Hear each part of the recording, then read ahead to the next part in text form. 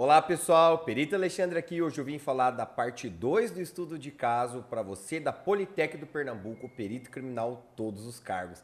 Vem comigo!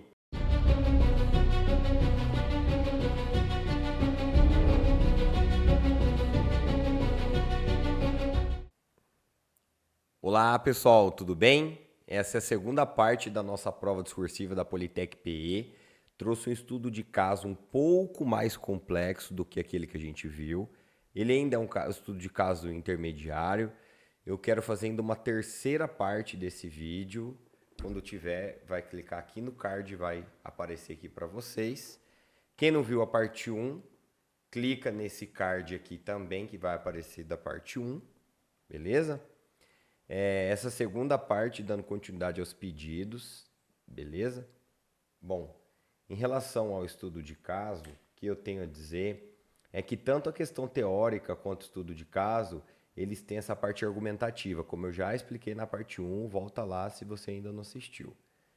Em relação à estrutura, ela é bem semelhante ao primeiro caso. Aqui eu trouxe um caso de prova de médico legista de 2018 do ITEP, do Rio Grande do Norte, mas ele nos traz aí, de maneira genérica, uma estruturação, uma estrutura para um estudo de caso. Não há necessidade, vamos dizer assim, de trazer para cada carreira, biólogo, engenheiro, um estudo de caso para entender a estrutura dele. Então, não importa se você é legista, perito criminal de qualquer uma das áreas, a ideia do estudo de caso vai servir para você também. Fechou? Bom, vamos começar aqui essa segunda questão do estudo de caso de 2018. Ele traz aí um corpo que deu entrada no Instituto Médico Legal, no IML, com a história de óbito por acidente de trânsito. O cadáver é de um homem, é do sexo masculino e mede 1,80 e tem 48 anos de idade. Então, são esses dados que a questão traz no enunciado, em relação às características do cadáver do IML, beleza? Observe-se enrijecimento generalizado, ou seja, está falando da rigidez cadavérica observada. Enrijecimento generalizado da musculatura. Então, existe uma rigidez cadavérica generalizada, instalada nesse cadáver. Estrias e manchas violáceas em partes posteriores do corpo que permanecem fixas. Ó as manchas de postas aí, afixadas, né? Que a gente vê aí no livro do França e na literatura de legista. Ao tentar mudar de posição do cadáver, ou seja, já estão fixas. Quando a gente muda a posição de um cadáver, se essa mancha ainda não está fixa, como elas estão ligadas à gravidade, muda a posição do corpo e, em tese, a coloração ela se fixaria em posições diferentes. Depois que elas estão fixas, mesmo mudando a posição do cadáver, não há uma mudança nas manchas, elas ficam consolidadas naquela posição em que se encontram.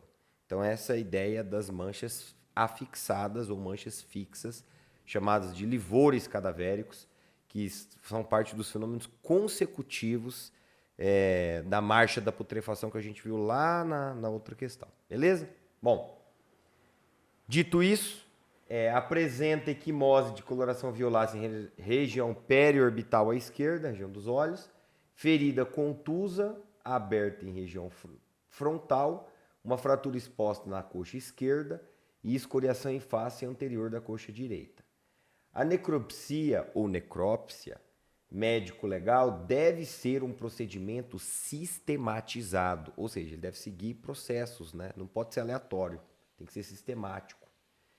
O que ele pede, pessoal? Descreva os aspectos técnicos mais relevantes que devem ser considerados na realização da inspeção externa da necropsia desse corpo e faça a estimativa do tempo de morte desse cadáver, justificando de acordo com os fenômenos pós-mortem, ou seja, aqueles após a morte, apresentados.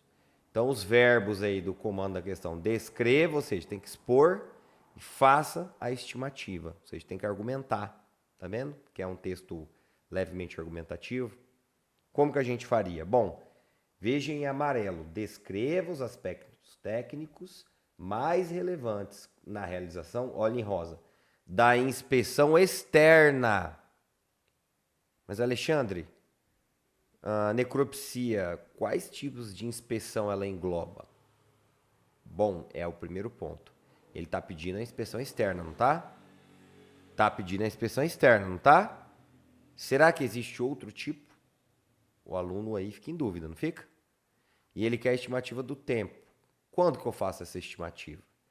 Eu não tenho que falar primeiro todos os aspectos mais relevantes que vão me indicar como fazer, ó, conversa com a questão. Ó, a necropsia deve ser um procedimento sistematizado, ou seja, deve seguir uma ordem das coisas. Ela tem que ter o quê? Procedimento ordenado, certo? Então essa inspeção externa não é de qualquer jeito. Ela deve seguir o quê? Um padrão, um POP, aqui na perícia chamam de POP. É um procedimento operacional padrão. As empresas, Ambev, grandes empresas, elas seguem POPs. Você não faz de qualquer jeito, cada perito faz de um jeito. Existe um padrão a ser seguido. Meio rígido, é verdade, mas ajuda o quê? A ter uma técnica para fazer aquilo de maneira procedimental, de maneira operacional e de maneira a ter um padrão. Beleza? Então vamos lá. Descreva os aspectos técnicos mais relevantes que devem ser considerados na realização da inspeção externa e faça a estimativa do tempo de morte de acordo com os fenômenos. Então são 2 pedidos. Vamos começar? Que é o que todo mundo quer? Pode ser? Bom, vamos lá. Como que eu começaria? Como que a OCP começaria? Olha, em amarelo, ele dá uma definição do que é a necropsia, o que ela abrange. Lembra que eu perguntei? Ele pede a inspeção externa, mas será que a gente já começa falando disso? Não, primeiro, a gente diz que a necropsia ela abrange a inspeção externa e a inspeção interna. Vou dar um exemplo paralelo. Os países existentes, eles são os ricos e os pobres, mas eu quero que você fale do terceiro mundo, dos pobres. Aí eu vou do geral para o específico. A necropsia ela tem inspeção externa e a interna. O que a questão pede? Olha em rosa. Ele quer externa. Descreva os aspectos que devem ser considerados na realização da inspeção externa. Mas eu começo a minha introdução definindo quais são os aspectos que a necropsia abrange. Ela abrange a inspeção externa e a interna. Ele pediu a interna? Não, mas eu quero situar, localizar o leitor. Ó, leitor, eu tenho 2 tipos de inspeção. Você me pediu só a externa, mas eu estou te falando, tem a interna e a externa. Um exemplo de uma questão, ele pede para avaliar o ferimento apresentado. Você pode falar, o ferimento ele pode ser de entrada ou de saída. O ferimento de entrada, se ele pediu de entrada, especifique os de entrada. Os ferimentos de entrada, aí você entra na questão. Aqui ele pede a inspeção externa da necropsia e para você detalhar como que ela é feita, quais são os procedimentos a serem seguidos pelo legista. Olha o POP aqui. Então eu vou falar, leitor, veja, a necropsia ela tem a interna e a externa. Você me pediu a externa, olha em azul. A inspeção externa, estou respondendo você, leitor. Estou respondendo você, corretor.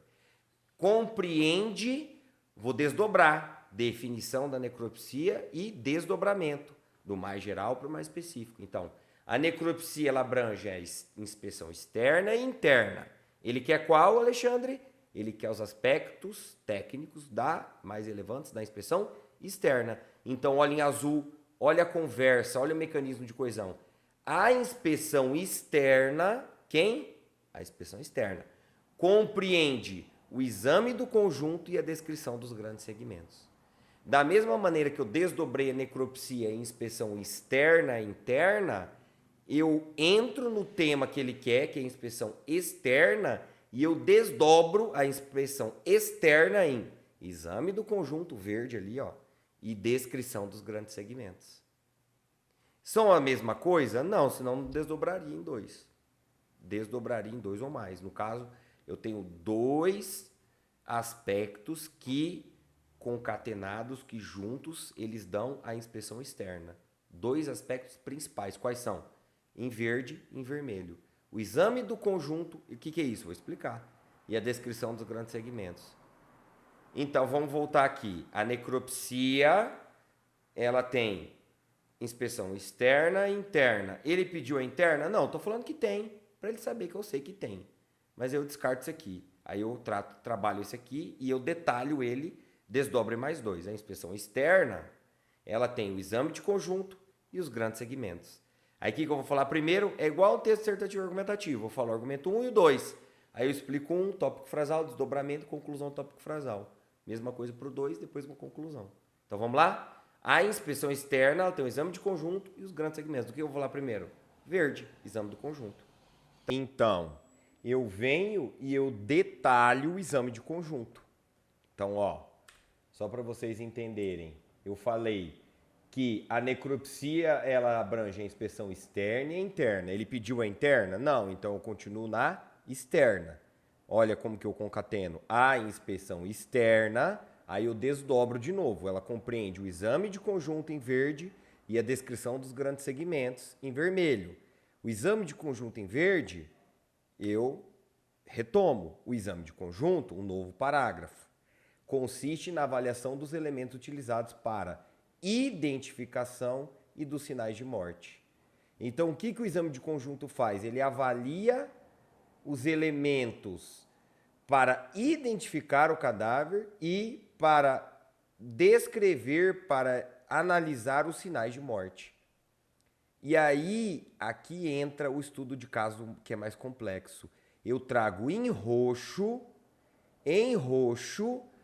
os detalhes que o estudo de caso me trouxe que estão ligados a certas características.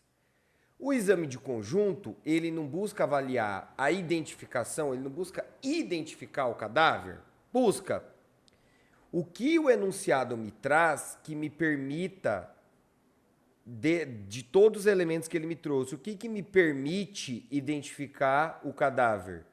O sexo masculino, a estatura de 1,80 m e a idade de 48 anos. Quais informações que o estudo de caso me trouxe que eu posso tratar como um elemento de identificação?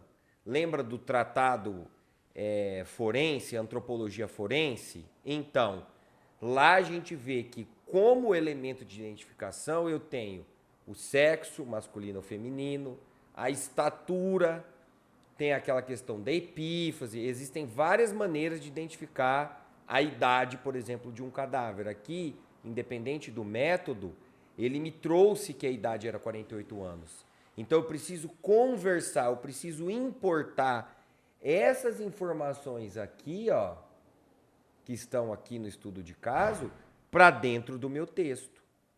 Para dentro do meu texto, em roxo, ó. Termos em roxo. Essa conversa com o estudo de caso. Sinais de morte. Dentre as informações elencadas no comando da questão, no enunciado, quais são consideradas sinais de morte? A rigidez generalizada e as manchas violáceas fixas em partes posteriores do corpo. Então eu importo para dentro do meu texto. Beleza? Bacana, né? Continuando. Eu detalho, eu não falei que era que a necropsia ela é inspeção externa e interna. Eu desdobrei. A interna me interessa? Não. Então, tchau. A externa, aí eu venho e explico. Compreende o exame de conjunto e a descrição dos grandes segmentos. Aí eu vim um parágrafo para o exame de conjunto e trago do enunciado em roxo as informações que estão correlacionadas com o exame de conjunto, que são identificação e os sinais de morte. Identificação, o sexo, a estatura e a idade. Sinais de morte, a rigidez, como ela se caracteriza, as características, a descrição dessa rigidez que o legista faz no laudo dele. E a característica dos livores. Olha, são livores concentrados em tal parte do corpo, assim por diante. E aí eu digo que é o exame do conjunto em um parágrafo e agora eu faço alusão à descrição dos grandes segmentos em um novo parágrafo. Olha que legal. O exame dos grandes segmentos, olha o novo parágrafo, iniciando um novo assunto que eu desdobrei. Deverá seguir a seguinte ordem. Ou seja, eu enumero cabeça, pescoço, tórax, abdômen, membros superiores, membros inferiores, dorso e genital externo. Alexandre, qual que é o primeiro? Cabeça. Então vamos voltar e retomar. Na cabeça, olha, começo do começo. Na cabeça deve-se avaliar a cor, os cabelos, lesões no couro cabeludo, lesões na face, disposição das pálpebras, cor dos olhos e avaliação da pupila, boca, língua e peças dentárias. Alexandre, qual dessas características o enunciado me trouxe? Ele me trouxe cor da pessoa, se ela é parda, branca? Não. Negra? Não. Ele me trouxe a característica dos cabelos, são lisos, são cacheados, são longos ou curtos? Não. Ele me falou de alguma lesão em couro cabeludo? Também não. Mas ele me trouxe que tinha uma equimose periorbital, ou seja, à esquerda, ou seja, em torno desse olho aqui. E ele me disse que tinha uma ferida contusa aberta na região frontal, não me disse? Dentre essas características, na cabeça, as lesões na face são dentre essas características, de todas essas características que foram apresentadas, as lesões na face são o que o enunciado me trouxe. Por isso eu trago em roxo. Olha que legal. Em roxo. Ah, mas e se ele falasse a cor dos olhos ou se a pessoa era parda, eu traria aqui. Ele trouxe? Não, então eu só cito. Eu não retomo o estudo de caso, as características dele, beleza? E assim por diante. Por fim, eu ressalto que é necessário também, ou seja, além disso, né? É preciso o quê? Realizar a avaliação da superfície e movimento do pescoço. A conformação e a descrição das lesões do tórax e do abdômen e a avaliação dos membros superiores e inferiores. Novamente, ele me trouxe alguma coisa do pescoço no estudo de caso? Não, então eu só cito. O que ele me trouxe? Ele me trouxe que tinha uma fratura em coxa esquerda e anterior da coxa direita. Que tipo de lugar essa lesão apareceu? É no membro superior? Coxa? Não. É no tórax? Não. É no abdômen? Não. É onde? Essas lesões aparecem onde? Nos membros inferiores. Membros e inferiores, olha em roxo. Eu retomo, eu converso com o estudo de caso. Sacou? Viu como é simples? Por fim, a descrição das alterações encontradas no dorso, como ele não trouxe nada, eu só deixo assim. E o exame da genitália. Ele citou alguma coisa da genitália, se tinha certo volume ou não? Não. Então, eu também não faço. Beleza? E aí eu finalizo. Ele não pede na conclusão,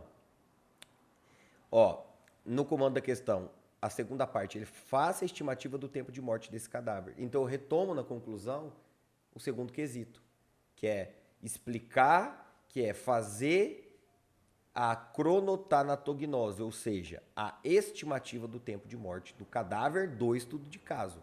Qual cadáver que é? O que apresenta rigidez generalizada e o que apresenta aqueles elementos de identificação, certo? Mas que ele apresenta aqueles sinais de morte. Quais? Que vão importar, isso vai influenciar na estimativa do tempo, que é a rigidez generalizada, beleza? Que mais? E a fixação dos livores cadavéricos, ou seja, das manchas dos livores cadavéricos, beleza? Então ele retoma aqui em roxo, ó. O cadáver apresenta rigidez cadavérica generalizada, ele retoma as características, os sinais de morte que vão impactar na estimativa do tempo de morte, beleza? Bacana, né? O cadáver apresenta rigidez cadavérica generalizada e livores de hipóstase fixos em regiões posteriores. Isso está no enunciado, ele retoma. Em relação à rigidez, eu não falei que primeiro ele estava rígido, aí eu trato o primeiro tema. Em relação à rigidez, e aí eu trago de fora um conhecimento técnico que vai me responder o tempo de morte. Qual lei que ele trouxe? A lei de Nisten. pela lei de Nisten, dá-se no sentido crânio-caudal, ou seja, daqui até o final da coluna, de cima para baixo, o sentido crânio-caudal. E começa de 1 a 2 horas após a morte. É um fenômeno consecutivo. Chegando ao máximo, ou seja, ao ápice, após 8 horas, ele desaparece com o início da putrefação, depois de 24 horas. Então, o meu caso, ele está com a rigidez generalizada. Ele está ou no ápice ou após o ápice. Então, ele está entre 8, mais do que 8 e menos do que 24 horas. Concordam? E é isso que ele diz, de 8 a 24 horas. Os livores de hipóstase, fixam-se entre 8 a 12 horas em determinada posição, que é o que o enunciado trouxe, que ele estava fixo em determinada posição, mesmo que se desloque o corpo, que foi o que eu disse mais cedo, né? Então, se entre 8 e 24 horas tem a rigidez e de 8 a 12 horas tem a fixação, qual que é o mais restrito? Qual que é o menos abrangente? De 8 a 24 ou de 8 a 12? De 8 a 12. Portanto, a faixa de tempo mínimo de morte do cadáver é de 8 a 12 horas. Eu respondi o quê?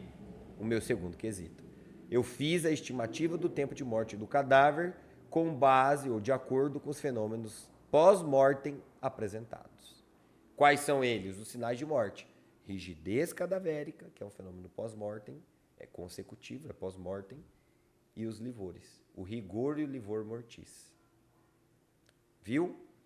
Então, eu vou voltar e mostrar em roxo o que é um estudo de caso que conversa com os dados que ele trouxe no enunciado. Primeiro, em laranja, ele descreve o que é necropsia, como ela se divide em externa e interna. Ele quer interna? Não. Então, eu continuo a desdobrar a externa. A externa compreende o exame de conjunto e a descrição dos grandes segmentos. Aí eu detalho em um novo parágrafo o que é o exame de conjunto. E na parte que conversa com o enunciado, eu trago em roxo. A identificação, tem elementos de identificação no enunciado? Tem. O sexo, a estatura e a idade, então eu cito. E os sinais de morte? Tem? Também. Então, Alexandre, no exame de conjunto, tanto a identificação quanto os sinais de morte conversam com o enunciado? Sim, porque eles estão lá. Olha aqui. Olha aqui. Eles estão aqui. Olha aqui. Segunda e terceira linhas 2 e 3 aqui, ó, estudo de caso. Aí eu venho, eu não desdobrei que é exame de conjunto e grandes segmentos, eu expliquei tudo do exame de conjunto e retomei o enunciado onde foi possível, que foi em todas as partes, certo? E aí eu continuo e falo em vermelho da descrição dos grandes segmentos e um novo parágrafo. O exame dos grandes segmentos, aí eu enumero a ordem, olha o POP aqui, olha os procedimentos no padrão que eles seguem. Cabeça, pescoço, tórax, abdômen, membro superior, membro inferior, dorso e genitália. Aí eu venho e explico na cabeça todas as partes e na parte que conversa com o enunciado, ou seja, as lesões na face, eu retomo em roxinho aqui. Por que eu não retomei em tudo? Porque ele não falou de cor do cabelo, tipo de cabelo, lesões no couro cabeludo, nem a parte das pálpebras, nem cor dos olhos no enunciado. E se ele tivesse trazido, eu traria em roxo. E aí, por fim, ele fez a mesma coisa para a parte do pescoço, tórax, membros inferiores. E em roxo ele retoma os membros inferiores que aparecem no enunciado. E aqui ele retoma o cadáver, que ele não falou para fazer a estimativa do tempo de morte desse cadáver. Então ele vai falar, por último, na conclusão, desse cadáver. O cadáver, olha só que interessante. Bacana, né? Apresenta o quê? Rigidez e livores. E aí ele cita a lei de Nisten, classifica, quantifica, faz a cronotanatognose do cadáver e aí ele conclui. No final da conclusão ele coloca, portanto, a faixa de tempo é de 8 a 12 horas. Em suma, ele trouxe uma definição com ele trouxe uma introdução com a definição do que é a necropsia, a inspeção externa e interna, e desdobrou a inspeção externa, que é o interesse. Cada desdobramento foi explicado em um parágrafo específico. O último parágrafo foi a resposta ao quesito, faça a estimativa de morte desse cadáver, sem chegar a uma conclusão de fato. Ele meio que responde diretamente. E a banca tratou essa questão como estudo de caso por ter uma historinha em destaque.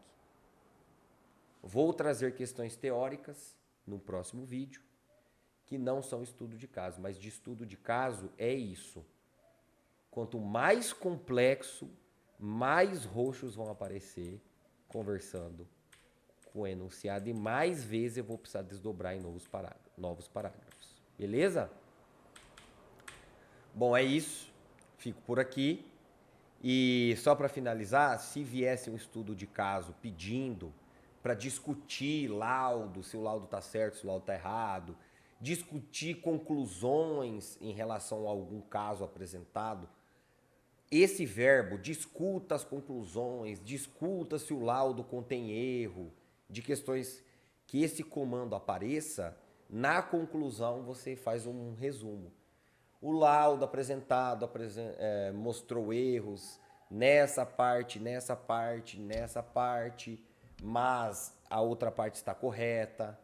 Ou se ele te dá um caso para esclarecer uma morte, você retoma, conforme exposto, esses elementos indicam, e aí enumera, indicam que houve isso, isso e aquilo. Mas aqui ele não pediu para concluir nada, ele só pediu para fazer a estimativa do tempo de morte e para descrever os aspectos técnicos da inspeção externa. Então, eu começo pela inspeção, pela necropsia, dizendo que existe uma inspeção interna e externa, ele quer só a externa, eu detalho tudo da externa e converso com o enunciado.